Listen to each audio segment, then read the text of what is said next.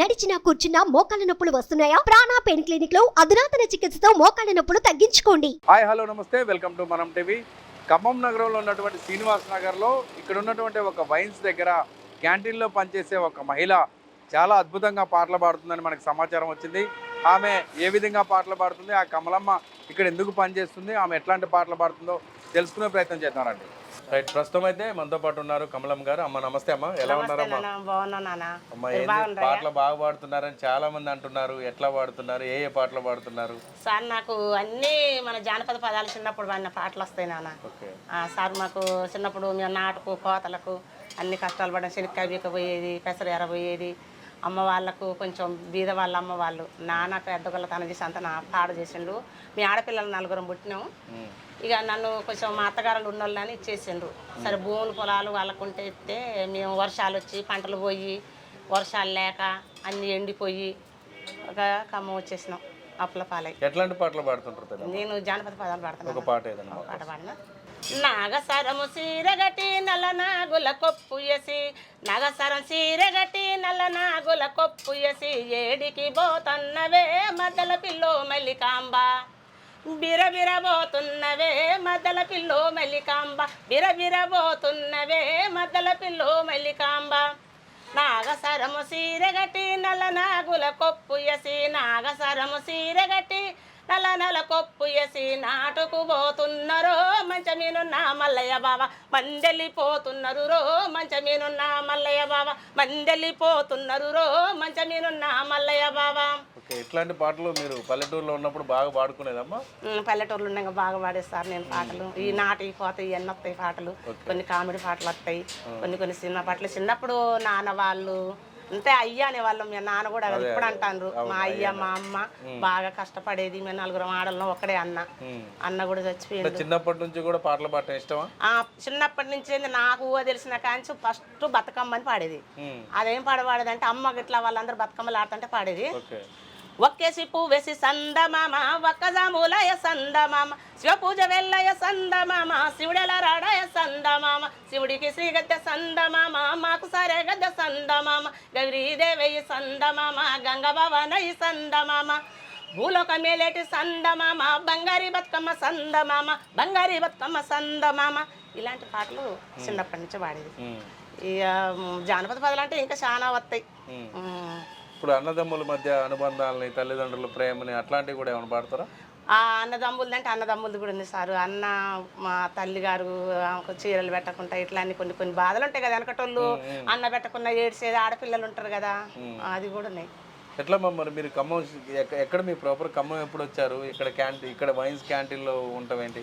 అయితే మేము ఖమ్మం సారు మేము వ్యవసాయం ఉండే మాకు. మా అత్తగారు ఒక 6 ఎకరాల భూమి ఇచ్చిండ్రు.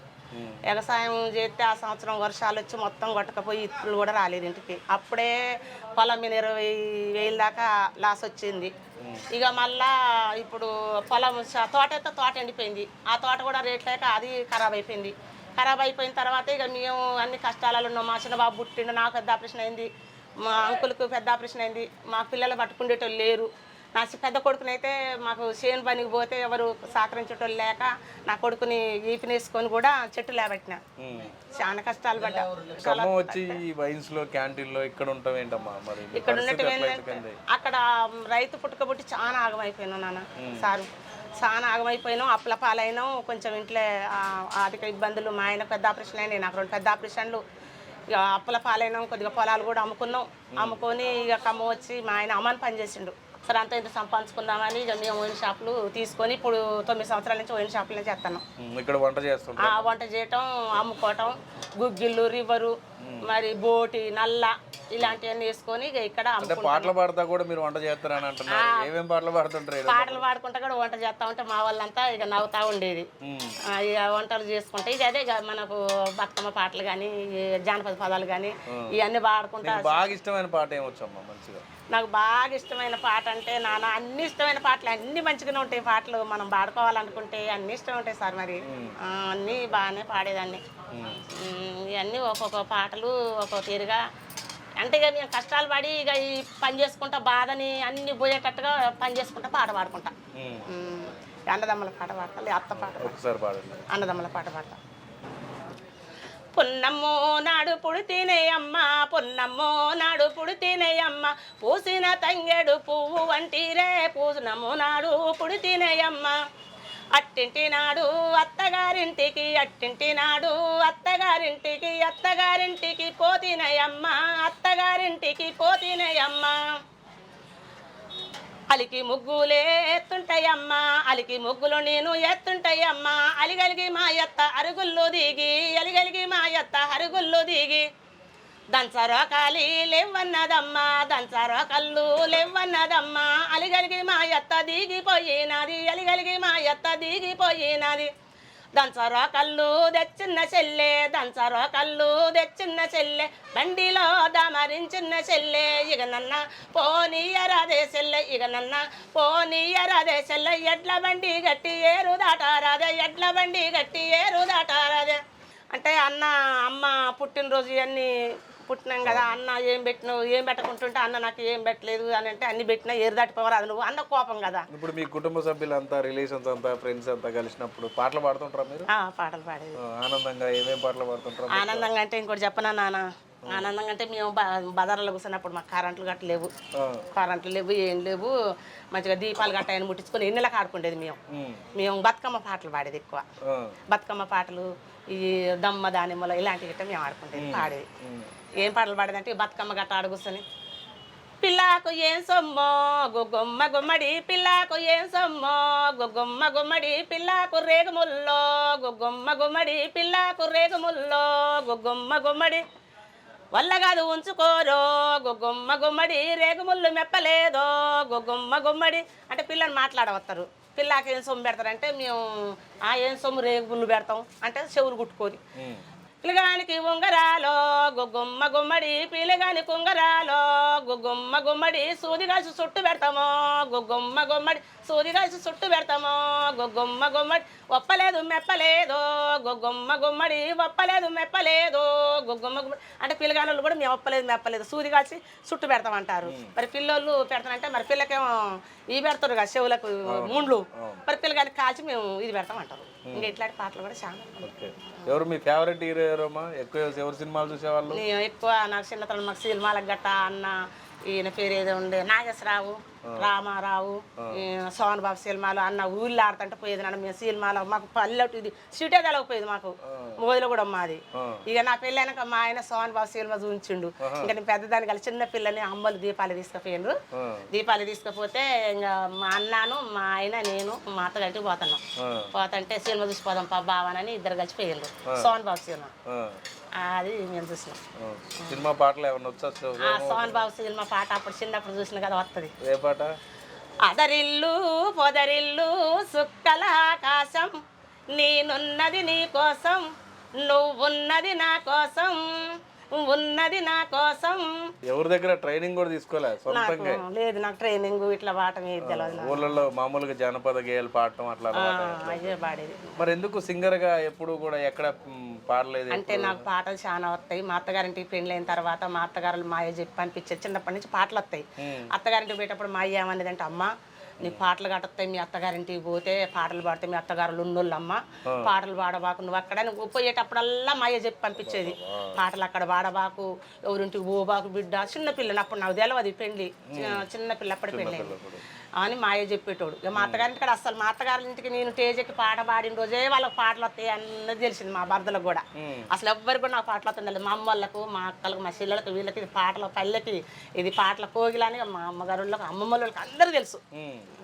బాగా పాడేది పాటలు. ఇక ఇవన్నీ మీకు అనిపిస్తుంటదమ్మా ఇప్పుడు చాలా మంది కూడా ఏజ్ వచ్చాక కూడా పాటలు పాడుతున్నారు గంగవ్వ అని ఇంకా కొంతమంది ఇట్లా మనం ఫోన్లో చూస్తుంటాం కదా వాళ్ళందరూ చూసినప్పుడు ఏమనిపిస్తుంది మరి నాకు కూడా ఒక ఛాన్స్ ఇస్తే బాగుంటుంది? నాకు ఛాన్స్ ఇవ్వాలని ఎట్లా వచ్చిందంటే నాన్న అంత ముందు నేను తెలంగాణ వచ్చిన సంవత్సరం స్టేజ్కి బతుకమ్మ సాంగ్ పాడినప్పటి నుంచి కళాకారులకు బాగా తెలిసిన తర్వాత అమ్మని పంపించని వాళ్ళు మా అమ్మడి పడ్డా కూడా నేను మా బాబాయ్ పో అని అన్నాడు కానీ నేను పోలే ఎక్కువ. ఇక ఆడాడ మాకు గొల్లరాజుల పాటలు ఇవన్నీ పోయి పాడితే వీళ్ళందరూ కలిసి అమ్మ నువ్వురా నీకు పాటలు వస్తాయి నువ్వు పాడదురా అనేది. మళ్ళీ జగన్మోహన్ రెడ్డి కాడికి పిలుచుకోపోతానికి నాకు వస్తే నేను పోలే. అప్పుడు ఫస్ట్ జగన్మోహన్ రెడ్డి నిలబడ్డ సంవత్సరం జగన్ కాడికి పిలుద్దాం అనుకున్నా వచ్చారు. ఈ పాటలు చూసే వాళ్ళు పిలిపించారు నన్ను.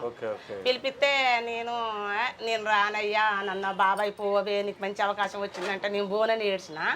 అయితే పోవే వాళ్ళు మంచిగా రోజు 1500 ఇస్తానన్నారు, నీకు మనుషులు ఉంటారమ్మా మంచిగా బట్టలు ఉతికిస్తా అది ఇదని అంటే నేను పోలే. ఫస్ట్ జగన్మోహన్ రెడ్డి నిలబడ్డ సంవత్సరం నాకు ఛాన్స్ వచ్చింది అక్కడికి.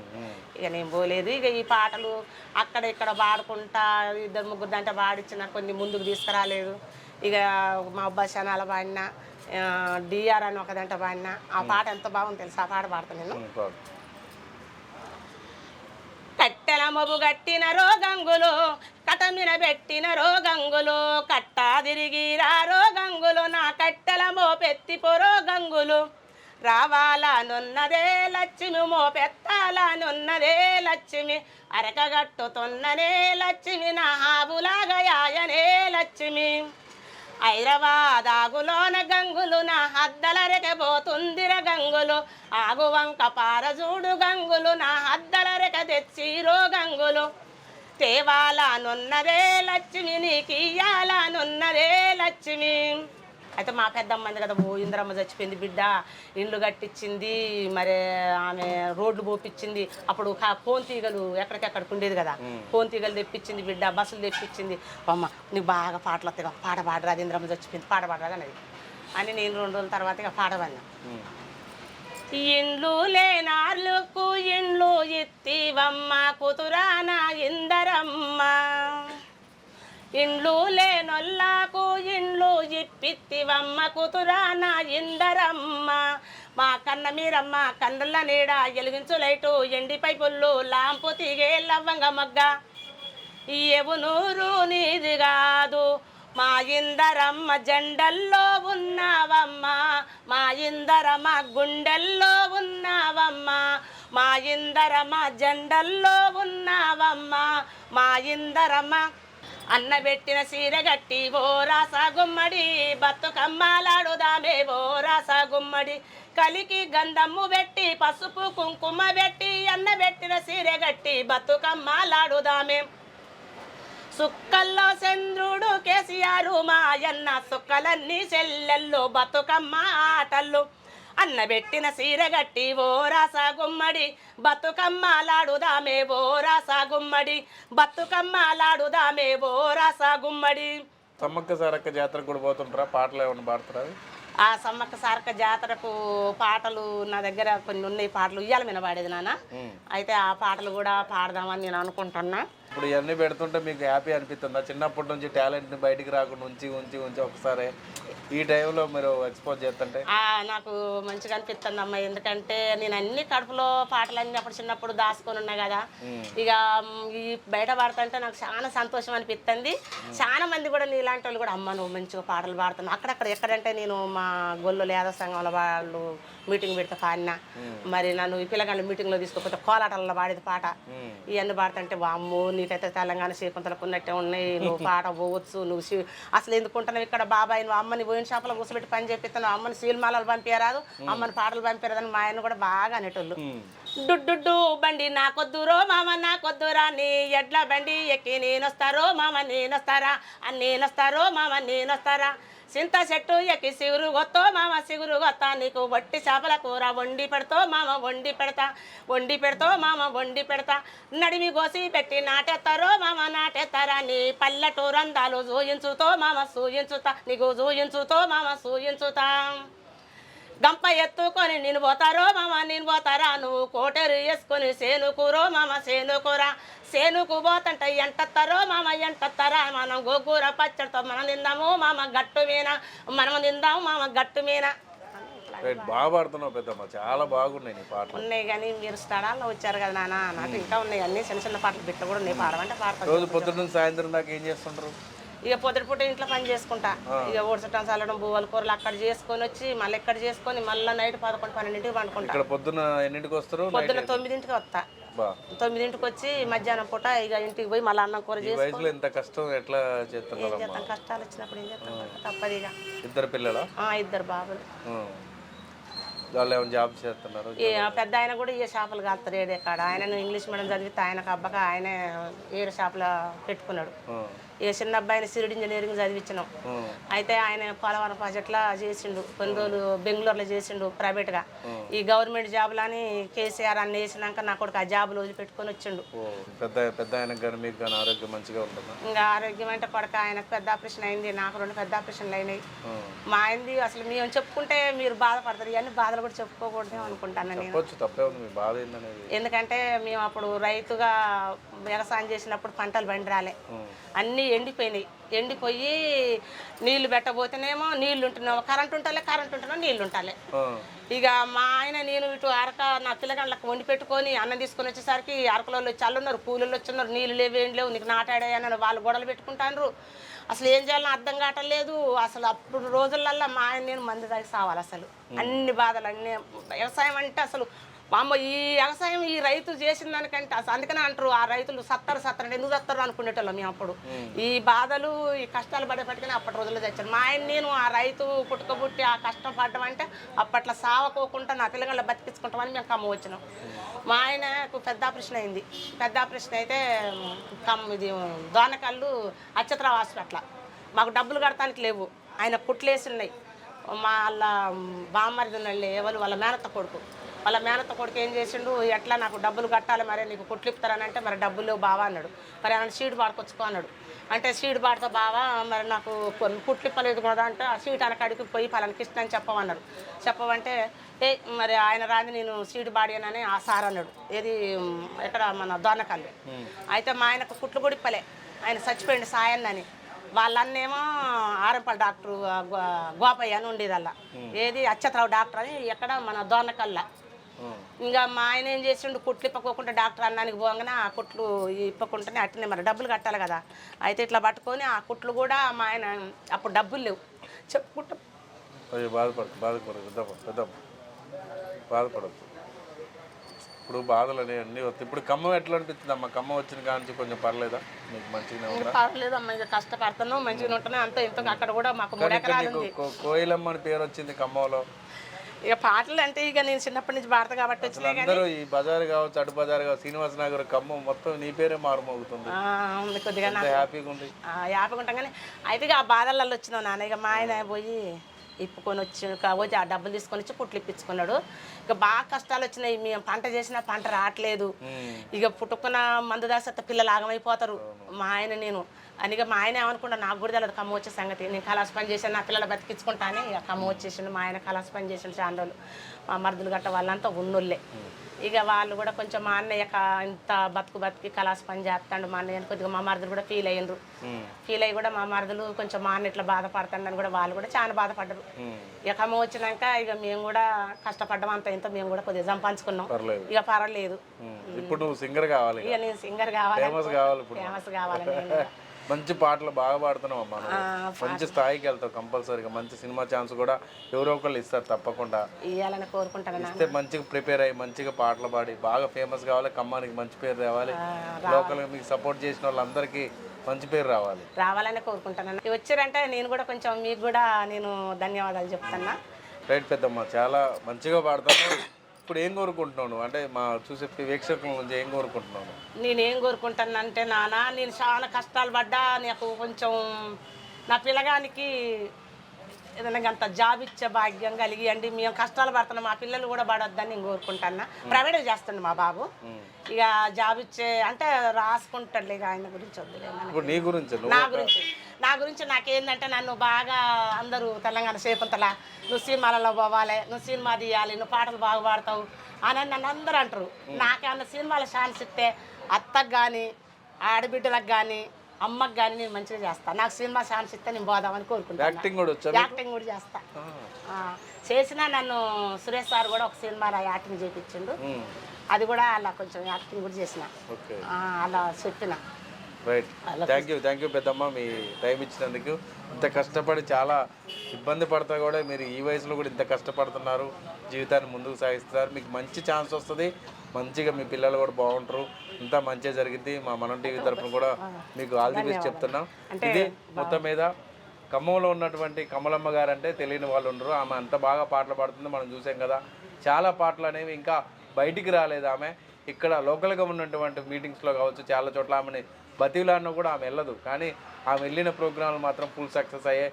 చాలామంది ఆమెకి అభిమానులు కూడా ఉన్నారు. లోకల్గా ఉన్నటువంటి వాళ్ళందరూ కూడా కమలమ్మ గారి పాటలు అంటే చాలా ఇష్టపడుతున్న పరిస్థితి ప్రస్తుతం ఇక్కడ కనపడుతుంది. తను కష్టపడుతూ తన బిడ్డలను సాకటం, తమ కుటుంబ నేపథ్యం, రైతు వారీగా వాళ్ళు పడ్డ ఇబ్బందులు అవన్నీ తలుచుకుంటే చాలా బాధ అనిపిస్తుందని, ప్రస్తుతం ఉన్న సిచ్యువేషన్లో తనకు ఒక ఛాన్స్ ఇవ్వమంటూ ఆమె కోరుకుంటుంది. తమకు ఉన్నటువంటి ఇబ్బందులన్నీ కూడా వదిలిపెట్టి ఖమ్మం వచ్చిన దగ్గర నుంచి కూడా ఆమె తనలో ఉన్నటువంటి కళను, ఏదైతే సింగర్గా ఎదుగుదామన్న కళను ఆమె బయట పెట్టాలని చాలా ట్రై చేసినా కూడా కుటుంబ బాధ్యతల వల్ల తను ముందుకు రాలేకపోయింది. ఇప్పటికైనా ఒక ఛాన్స్ సినిమాల్లో కావచ్చు, సింగర్స్ కావచ్చు, ఒక ఛాన్స్ ఇస్తే తన యొక్క కళను ప్రదర్శిస్తా అని కమలమ్మ గారు అయితే మనతో చెప్తుంది. ఇక్కడ పరిస్థితి ఏమైనా పరిస్థితి కిరణ్ ఖమ్మం